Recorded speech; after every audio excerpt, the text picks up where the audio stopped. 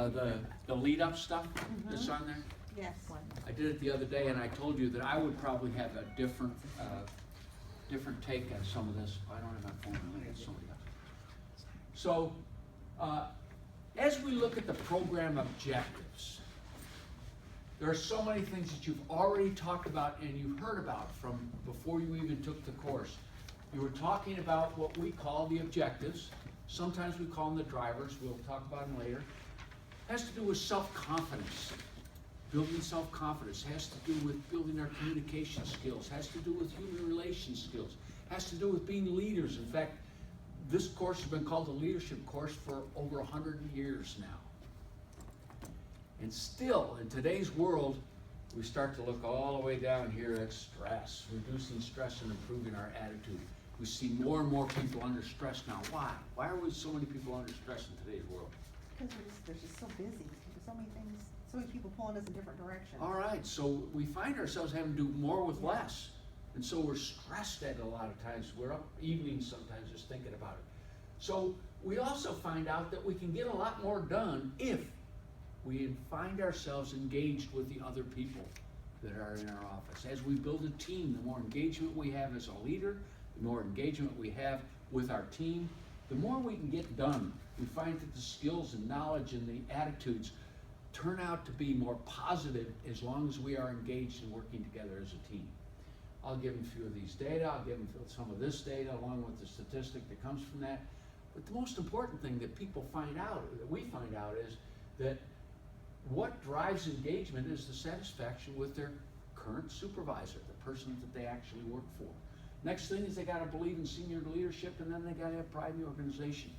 This is what drives engagement. So as we look at us, what are we? The number 4, this is 1, 2, and 3. Number 4 is us. And so what does that mean? That means we have to be the person that builds engagement. We have to be the person that knows what engagement is. We have to be the person that is willing to engage with others. So our thinking changes. In today's world, to quote Scotty Davenport, this is a me, my world. What I say is, it's all about me world. And so, to get to be that engager, we start our thinking toward, it's all about you. And so my thinking is, it's all about you. And in this class, as the trainer for your next 8 weeks, I'm here for you. So no matter what I think about me and my ideas and what's all about me, it's all going to be turned so that it's all about you. What do you think your thinking should be all about? Me. In the next 8 weeks. You? The word is you, but not me, right? It should be about you, about each other, about your families, about the people you work with. That's where engagement comes from. And I'd go through all that stuff, but for our first part of our session, we look at the objectives here, and we're talking about methods to connect with others. And that's what we start with it's all about you. So what are you interested in? And so we connect, and we familiar ourselves. We're going to talk about the 5 drivers just one more time, just for a short period of time. And then we're going to expand our capacity to look at a vision, to draw a vision, to make the vision for us a driving force for the future. And by the way, my name is Dick Bryan. Do you know what happened to me yesterday? I walked into my office and there was a flasher on my phone that said I had a voicemail. And I pushed that, listen to the voicemail thing, and I pushed in my code, and I got a, hi Dick, this is ready to be somebody, and I went, and here's my phone number. By the way, I actually did get the phone number. I understood what the phone number was. So I replayed. Then I had Brian come over. Brian was heading over to my office anyway. I said, Brian, can you hear what this person's name is? I never heard the person's name. Sometimes the most important thing that we want to hear from a person is what their name is. If we want to remember it sometime, especially.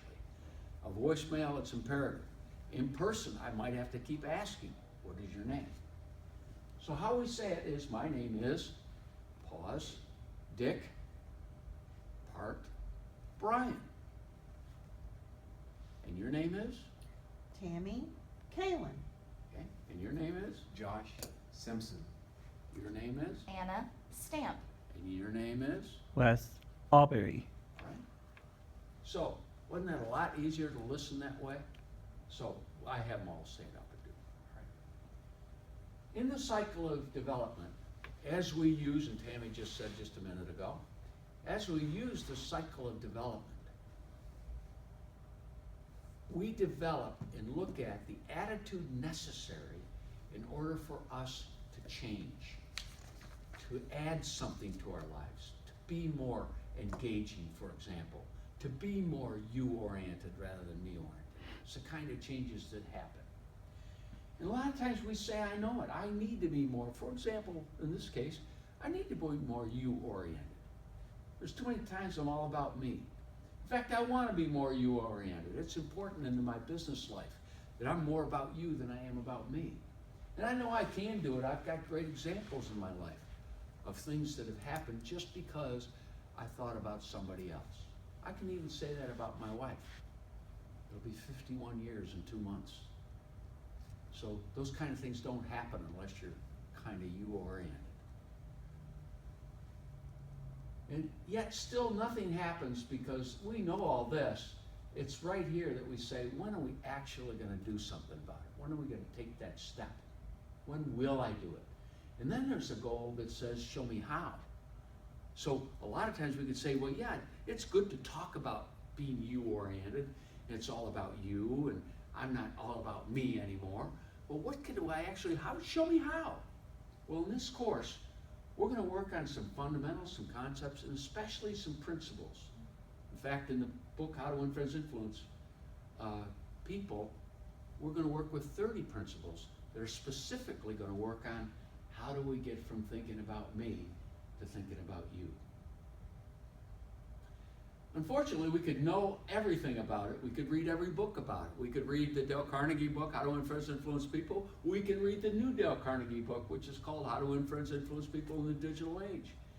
And since Dale Carnegie wrote that, there's been many different books written about it, and they're all focused on about the same principles that Dale Carnegie wrote.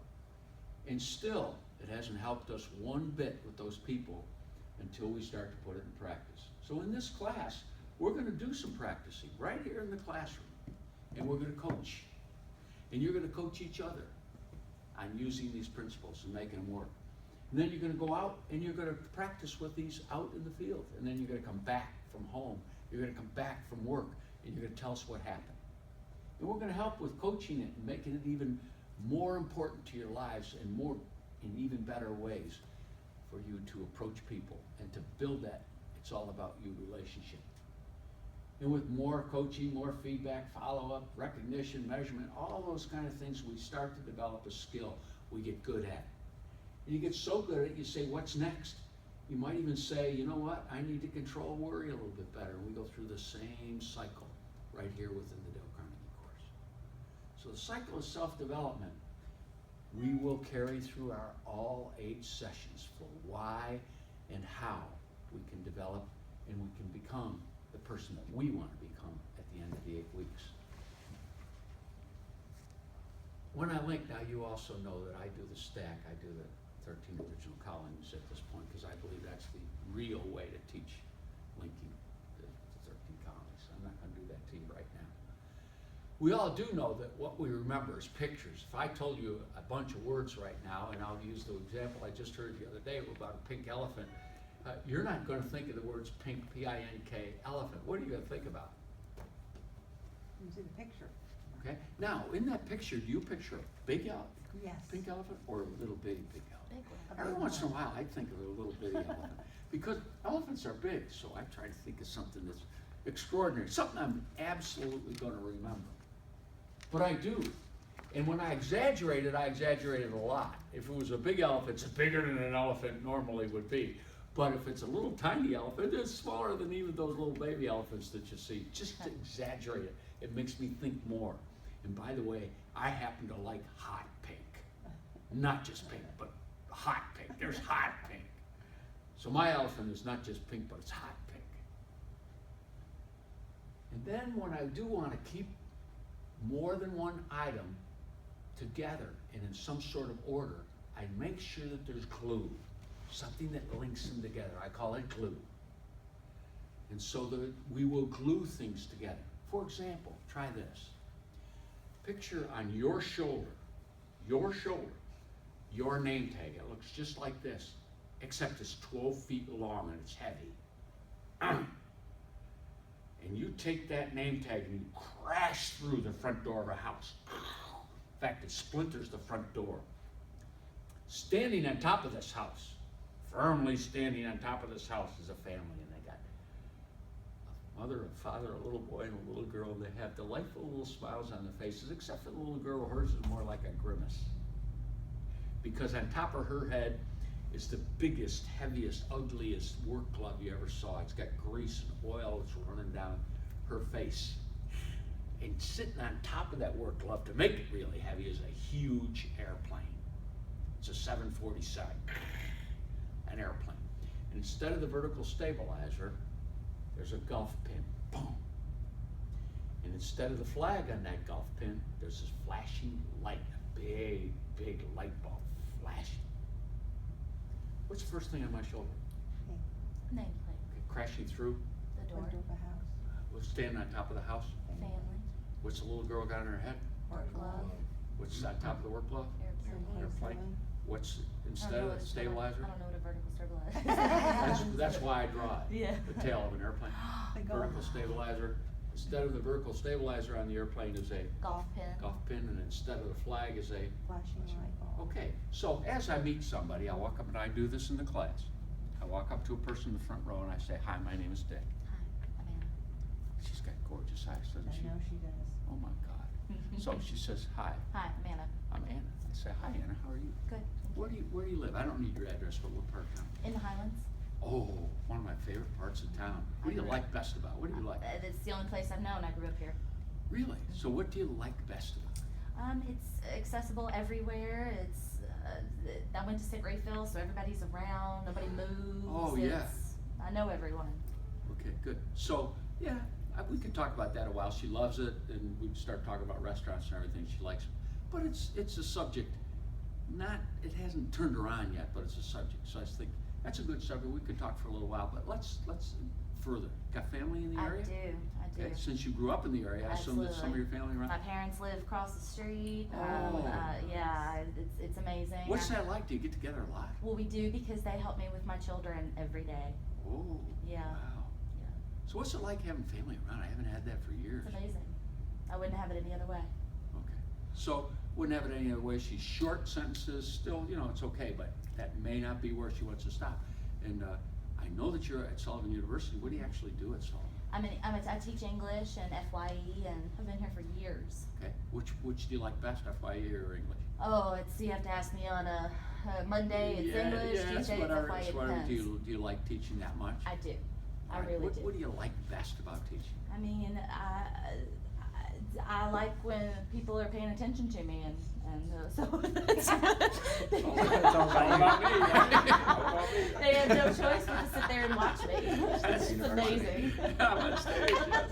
Hello. Exactly. So we move on. Have you traveled much? The last time I traveled, I went backpacking through Europe in 2002 and haven't been Ooh. back. What'd you think of that? It was amazing, but I kissed the ground when we returned home. Oh, I bet. I know what that feels like. What was your favorite part of the backpack? When we went to Venice, I didn't know a place like that existed. It was Even though you've amazing. seen pictures? Seen pictures, it doesn't mean anything. Okay, so what was so fascinating about it? I just didn't know that people actually lived like that in a painting. People live in a painting. Oh, wow, what a great description. What about your pastime? In other words, your after hours and your hobbies and things like that. That doesn't exist anymore with these two small kids. That's it. That's all I do. So tell me more about that. With the two small, what keeps you so busy? I have one that's 4. I have one that's 18 months, Oh, my and goodness that's gracious. that's all we do is we're together and the Yeah. end. What's their favorite thing to do with mom? Probably read books. That's Mom's very chill and quiet. Dad, on the other hand, is more the adventurer. So So what are your ideas about the changes that are making at Sullivan University? One of them, for example, being the Dale Carnegie course being brought in as a required course. Oh, sure, yeah. I mean, change is inevitable, and you better get on board. That's for sure. Thank you so much. You're Ann. welcome. It was nice Thank you. talking to you. You too. So that's just using the communication stack. We found a bunch of things that she would talk about, right? Nothing that she was boom, boom, boom, out over with. We could have, if I'd have continued the questioning. Just remember, the best listeners in the world are the best questioners in the world. So always know that the questions have to flow. And for a while there, because she was answering in short, relatively short phrases sometimes, it sounded like the third degree, and you can't get there. Mm-hmm. You have to, it has to be a flow. And I was doing it as a demonstration as opposed to as a flow. So if it had been real life, we would have carried a few of those subjects a little further so that we could have been in a conversation as opposed to a question answer period. But that's how you use the is it fair? It was fair. It's fair. Would you all be willing to try that? Sure. Do you remember what this means? Nameplate. What do you do when someone throws it back? And this is something I find myself doing in conversation. So when you're like, where are you from? Like, South End, what about you? And we toss it and they constantly throw it right back to you. It's okay. You can answer the question, but just remember, it's all about them. And then you toss it As right back. long as you keep remembering that it's all about them. But it's still a conversation, so that's Still gonna be a inevitable. conversation, yeah. Right. You remember, it's a 60-40 rule. They get 60% of the airtime, which also means you get 40% of the airtime. And if you didn't respond, it'd almost be an interrogation rather than a conversation. That's a good point. Yeah, so it's a 60-40 rule, and so it's not a 80-20 rule, it's 60-40. And so you do want to, now most of what you do is questions, yet when you find it coming back so quickly, you don't want it to get into the third degree range, so you do have to mention things a little bit.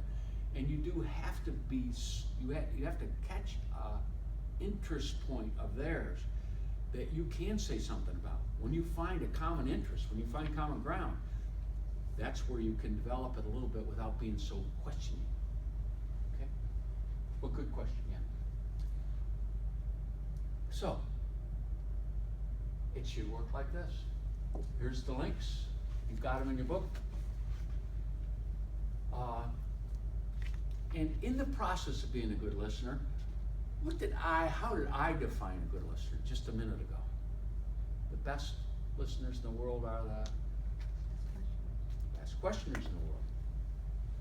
Yet, while we're being a good listener, there's some things that we have to do other than ask a question. And that is, we gotta stop, we gotta look. Now, everybody says eye contact, right? Careful about eye contact. All of a sudden I'm hearing and look at, even she, and one of those confident people I know is starting to lean back as I'm coming over here, and now she can't even look at me. So be careful. We're not there to stare people down. We're there to make eye contact. We're there to make contact with people, and we're not trying to make people uncomfortable. And remember that space, the personal space, is about 18 inches for a normal person.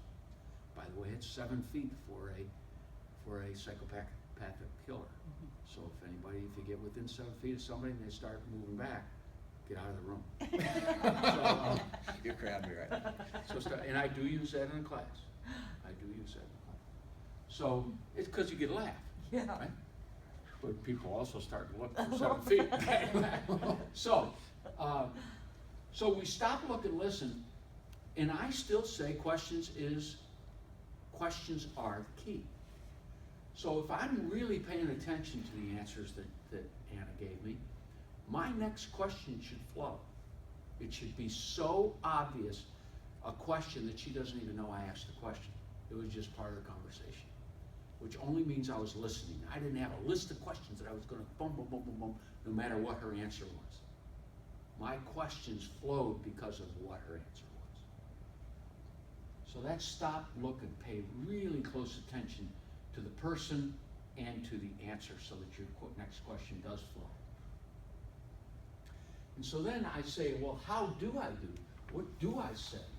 Well, in order to build that trust, I want to know more about the person, but I'm genuinely interested. I ask who, what, where, when, why, and how. I ask questions. Now, some of these questions are going to be relatively short answers. So, for example, I said to Anna, where do you live? She said in the Highlands. That's a really short answer, but she followed it up with what? I grew up here. I don't know. No, I was asking them. Were they listening? I was listening at the time. Yeah, I she don't said, remember. she said, that's where I grew up. She said, that's where I grew up, and that's the only place I've lived. So, right away, we found out a lot there, but what did I say right after that? I said, where do you live? But then what did I say when she stopped after that second sentence? What was my question? How do you like it, right? So I wanted more from her. So what I'm still trying to open the question up so that I can really be genuinely interested and I can build this communication, I can build this trust relationship. So I say, how do you like it? What do you like best about it? So instead of getting one-word answers or even one-sentence answers, I'm opening up those questions. I'm doing follow-up questions to get to that point. What I never do is turn it back over to me. In a couple of cases, I said something like, yeah, I understand, I've had that happen too. And then I moved right back to a question with her. And I didn't do that to take the focus back to me. What I did was tell her, I'm with you. I'm with you. So, as we continue, we looked at all this. We say, okay, show genuine interest. Clearly, one thing that Wes said earlier that really added to the stop, look, and listen was to add number 4, and that was focus. Get that focus on the other person. Make sure that what you're focused on is the other person. So when it says be a strong conversationalist, these are the things that I pick out when I see that. In other words, that's just saying be a strong conversationalist, and you might just say to yourself, what does that mean? Well, to me, that's somebody who can do this. That's that listener who can ask the right questions at the right time, can build the conversation, can get a conversation that's interesting enough to move on. So as we do this, and I know I usually get rid of this slide, but as we do this, we're looking at cost, time, and quality. That requires what? To get our revenue and profits by cost, time, and quality, what does that require in today's business reality? Well, maybe not a good question. What does that require for team building in today's business reality? Oh, that people get along well, can work You together probably effectively. ought to find a way to be able to communicate with people. You probably ought to find a way to be engaged with the rest of the team. Do you think engagement might possibly help with time, cost, and quality? So that now we've got a team that's working together toward a common goal and a common mission, maybe even a common vision for the company. I don't spend much more time on that if I bring it up at all. So the 5 drivers, if you turn in your book to page 1.7, as you look on page 1.7, the 5 drivers are listed. They start with confidence. Most people think that if they were a little more confident and they had a little more what's a better word for confidence? Another word for confidence, self-what? Esteem. Self-esteem, good. Any other good words that you all think about? What do you think about Sense of confidence? self-worth. Self-worth, good. So there's a lot of different words that we use. And do you think that that would have something to do with even all the rest of these particular areas? That's why we start with the word confidence. And a lot of times good communication even starts with that ability to be confident, that ability to appear and to communicate in a confident way. So then we look at people's skills, and sometimes we worry about that. We think, gosh, I just don't know what to say to people. Do you think we did something toward that already? What did we do? Learn conversation. The conversation stack, so we got to that point. And I'll go through the rest of these, something like that to talk about. Then I'll say, and you'll notice the next area, everybody put down something. What would be a breakthrough? I make them define breakthrough. Sure. Thank you so much, Anna, for being here. I make them define breakthrough. How would you define breakthrough? Just overcoming maybe a big hurdle and Okay. maybe a big Obstacle. Thank you. Okay, overcoming some obstacle, good. Any other definitions, the word breakthrough? A surge in productivity. Okay, it might be a Yeah. surge, sure, good. So, as we look at a breakthrough, what might be a breakthrough in the area of confidence? What do you think might be a breakthrough in our lives in the area of confidence? For example, I'd like to be able to go up and go to just call on the top people, the CEOs of companies, and walk in feeling confident in what I'm doing, rather than thinking, wow, this is the CEO. I wonder if he should talk to me or if he'd talk to me. Right? So for me, a breakthrough would be, make the meeting with the CEOs. Don't make the meeting with somebody just because you're afraid of CEOs. What about you? Anybody else got an idea? You should get a couple from the class so you can help Yes, prime the pump. yeah. And then the area of people skills, well, I've already talked about one of those today, and that's with my son. I know I like to keep this to business, but my son and I are from two different planets, and we're not on the same communications level. We talk differently. Our interests are completely different. And it's so good when we can find common ground. And if I could just sit for a half an hour with my son and talk and be on the same page and laugh and enjoy each other like we did yesterday, that would be a breakthrough for me. And then other communication skills, there's certain places and certain things that I haven't done for quite a while in the area of communication. And in my case, it's usually in front of groups. And so there's some things that I haven't done in front of groups lately, and I'd like to get back to doing so. That one of the breakthroughs would be to be a speaker at one of the Rotary meetings. And that to me would be a breakthrough. And then develop leadership skills and reduce stress. To me, reducing stress is, of course, sleeping 5 nights in a row without waking up in the middle of the night. That would be huge for me. That's a breakthrough in my life. And what those mean to me, the results of all those things, and I would have results for each one of those. As I wake up refreshed in the morning and ready to go, and I wouldn't wake up with any of those afterthoughts of stress in my brain. And so now I look at this vision of the future, and the future doesn't have to be 10 years down the road. I know you've got pictures of a boat or something on your refrigerator, you know, when you're looking at that vision of the future. And some people talk about goals. Well, to me, a vision is what the picture looks like if I reached all my goals. So as I look at some of my goals over the next 3 to 6 months, I see myself in September sitting down in my office with Chancellor Sullivan sitting across from me saying, Dick, this is the best quarter we've ever had. The way the Dale Carnegie course has gone into the school already and has started out with some of the results that we've seen and people talking about it so much and getting other kids to take the classes, it's been a smashing success for us. So as I look at my picture and I see myself sitting there, I am sitting in that chair. It isn't I'm gonna or I might. It isn't even I will. It's I am. So here's the picture, that vision of all my goals came together and here's what it looks like when I reached it. So I use powerful language, I use present tense, I am, and I use positive images of the Chancellor across from me with a smile on his face saying this is the best quarter we've ever had. Okay? That's it.